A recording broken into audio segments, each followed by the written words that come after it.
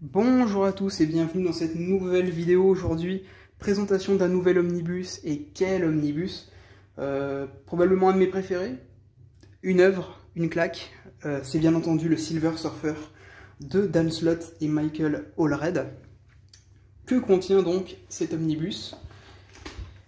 Grosso modo, tout ce qu'il y a à savoir, c'est qu'il contient les deux séries Silver Surfer, celle de 2014, épisode 1 à 15, et celle de 2016, épisode 1 à 14. Voilà, pas plus compliqué que ça. Une couverture sublime, signée Michael Allred. C'est l'omnibus qui a fait que je suis devenu littéralement fanat du style de Michael Allred. D'ailleurs, je sens que l'omnibus X-Statix sera bientôt mien. Hop, je cadre bien. Alors, de quoi ça nous parle, le Silver Surfer de Dan Slott? Eh bien, on va suivre le Silver Surfer, donc Norrin Radd, qui un jour va rencontrer le personnage de Z, que vous pouvez voir ici même, qui va lui dire, grosso modo, Norrin, aide-moi, du moins Surfer, aide-moi, l'Impericon, ma planète, est en danger. L'Impericon, c'est ça. Notez la taille rikiki du Surfer, comparé à l'immensité de cette planète, qui nous montre tout le style incroyable de Michael Allred. Et donc, pour sauver cette planète, Norrin va se retrouver lié à peu près, un petit peu de force, à cette humaine Dawn Greenwood, qui sait pas trop ce qu'elle fout là, mais ensemble ils vont se lier d'amitié, et peut-être plus, et ils vont vivre des aventures dans tout l'univers. C'est extrêmement poétique, extrêmement, je dirais magique. Ouais, magique c'est le terme. On va suivre cette relation entre les deux personnages qui est d'une pureté et d'une poésie sans nom, sublimée par les dessins de Michael Allred, aidé par sa femme Laura Allred, qui fait la couleur. Et clairement, là on est sur un style pop art, pas du tout dans le réalisme, mais qui colle tellement bien au personnage et à l'ambiance du récit. En fait, c'est juste incroyable, ça fait vraiment voyager. C'est pas une histoire épique, c'est pas blockbuster du tout, c'est très chill, c'est très dans la découverte. Ils vont rencontrer des races extraterrestres totalement barrées, ils vont se rendre sur des planètes complètement inconnues avec des concepts incroyables. Je pense comme ça de mémoire à la planète Garderie, la planète Casino, la planète faite d'hologrammes. C'est juste super, c'est incroyable. Je peux vraiment que vous recommander de lire ça. Je sais que certains n'aiment pas la science-fiction. Je pense à un G qui n'aime pas la science-fiction. Cet omnibus, je sais, ne l'attirait absolument pas. Et moi non plus d'ailleurs, à la base, ne m'attirait absolument pas. Mais vraiment, regardez ça. J'ai pris un plaisir monumental. Monumental à lire ce comics qui m'a fait voyager partout. C'est waouh. Ça m'a vraiment libéré l'esprit, on peut dire. Ça fait vraiment voyager, c'est le terme. Il y a une issue, même deux, sur lesquelles je vais m'attarder un petit peu.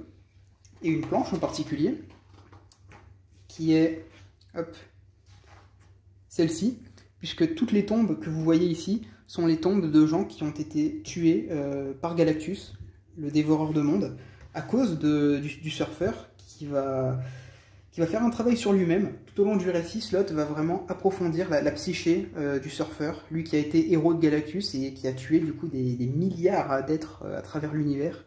Et il y a tout ce travail de repenti qui est incroyable en fait, c'est sublime. Et d'ailleurs ça m'amène à une issue, voilà, une première que je voulais vous montrer, parce que je vais réussir à la retrouver, évidemment, elle est là. C'est celle qui se lit comme un ruban de Mobius. Donc c'est tout simplement, les personnages sont pris dans une boucle temporelle, et vous allez commencer en lisant toute la partie haute de votre comics. Voilà, on continue en haut, et puis on va bifurquer en bas,